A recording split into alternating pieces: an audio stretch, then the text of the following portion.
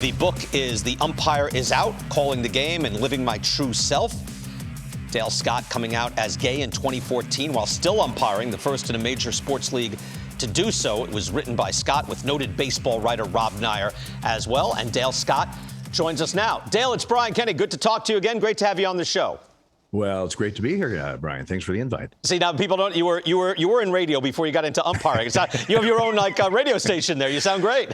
Well, I've been doing so many podcasts and stuff that I thought I better invest a little bit to make it sound a little bit better. So we're in my office here in Portland with all my memorabilia and everything, and this really nice microphone. There you go. No, sounds good. The voice is there as well. A lot of the book. I love the early stuff. The 80s in the minor leagues. It was a different era. It was rough. You're going back in your memory to write the book. What were those years like? What do you remember best? It was great because I had saved all my minor league ejection reports, which really helped a lot. It was funny, Brian, is writing this book, talking about the minor leagues or, the World Series or anything. When I was writing that chapter, it brought me back to that time. I was, researching it. I was thinking about it. I was reliving it, basically. And the minor leagues were, you're young. It was a lot of fun. I think about it now, and I wonder how the heck I even, went through it, but basically, now that I'm older. But the 80s was an interesting time, like you said, a lot different. And not only baseball, but just everything. So it was very interesting to go back and rethink and redo all that. I even remember, you wrote there about George Brett, right? Your first major league game. And I'm expecting, oh, boy, they're going to really just crush this guy. What was that like? That didn't happen at all. It was actually kind of friendly. Tell us about that. Yeah, it was funny. I was up for just one game. It was a makeup game from a rain out earlier. I was told, you're just working third base, just take your base stuff. I'm in Kansas City. The stadium's gorgeous. We did the lineups. I run out, and I'm just kind of looking around, taking it all in. And I hear George, who's playing third. Hey, Dale, and I'm thinking, oh, he knows my name. Of course, they have it posted, but I thought it was pretty cool. And I said, oh, hey, George. He goes, your first game? And I literally looked down at my pants like I thought I had a wet spot or something. I said, why? Is it that obvious? And he just starts laughing. He said, no, I just haven't seen you around. He said, welcome to the American League. Yeah, that's it. That's amazing. I was like, no, it was a rough and tumble era. Actually, there was some nice moments in all that. Now, let's switch to where it does get rough. Later in your career, you're in the major leagues. What's it like to throw Billy Martin out of a game? Well, a lot of people had that experience before me, but nobody afterwards. It was Memorial Day, 36 years ago, and it wasn't even my call, actually. I was at first base, but it was a catch-no-catch situation with Bobby Meacham. Rick Reed had ruled no catch from first base. I just couldn't tell. But I'm just kind of minding my own business during the argument, and then he asked me, and he said I was full of whatever I was full of. So he really wanted to kick some dirt on me, and it was still damp from being watered down. And he tried a couple times, and he just nicked my knee. That's why I was pointing down, saying, "You kicked me, Billy. You just kicked me."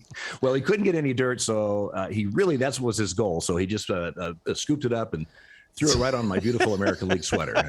Nice. And that was last ejection. You were the first base ump for the Jeffrey Mayer game too in '96. Now Richie Garcia made that call, but what was your view? Well, yeah, that was my first LCS, first game. What a series that was, because we had the Alomar situation going into that postseason. But from first base, with a six-man crew, you have the luxury of looking away a little bit. But I could tell the fan touched it, obviously, but I had no concept or no angle on where that fan was in relation to the wall.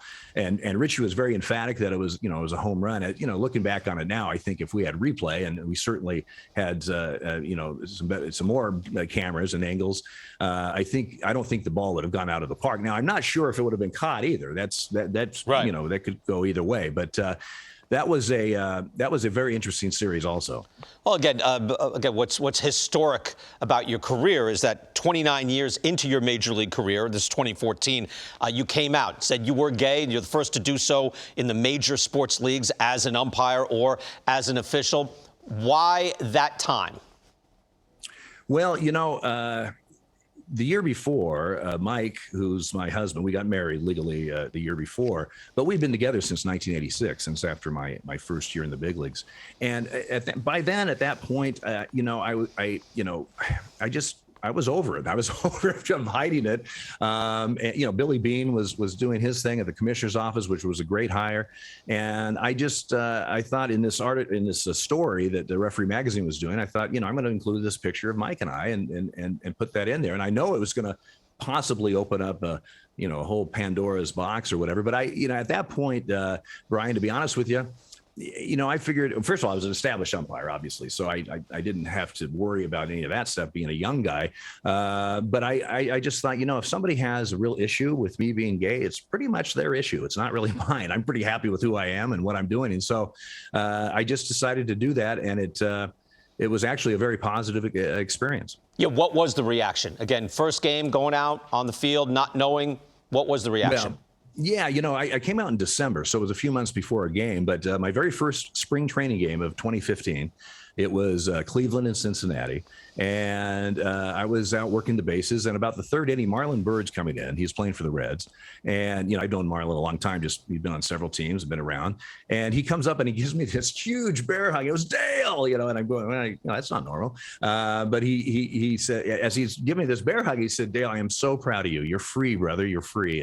And I said, thanks, Marlon. And I it really, it meant a lot. I had no idea what the reaction would be once the game started up again. I didn't have any idea how it'd be with the players or managers, fans, media, whatever.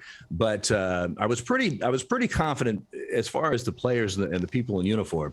They're going to be much more concerned about me getting pitches and plays right than what I do after a game. So, and that's pretty much how it panned out. But the reaction was all positive from just the few players and people that said anything that season. Isn't it amazing, though, after all that time? Again, I take myself back. We're not far off in age.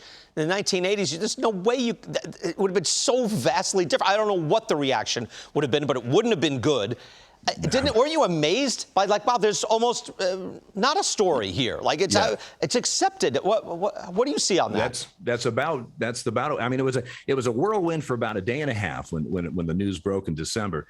And then that was it. And I'd said in interviews then, I said, one of these days, this will not be a story. I mean, it just, but the 80s, are you kidding me? I mean, yeah. My first professional game in the Northwest League was 2 weeks after unknown mysterious cancers were affecting young men in San Francisco and New York, which of course was the start of the AIDS epidemic. And so I paralleled that, especially in the minor leagues. And so not only was I concerned that I didn't want baseball to know I was gay because that would, they would never promote me and I'd never make it to Double-A, let alone the big leagues. But with the HIV and AIDS, scare, because people were scared and didn't know how it transmitted and everything, I was concerned that there wouldn't even be anybody that would want to work with me.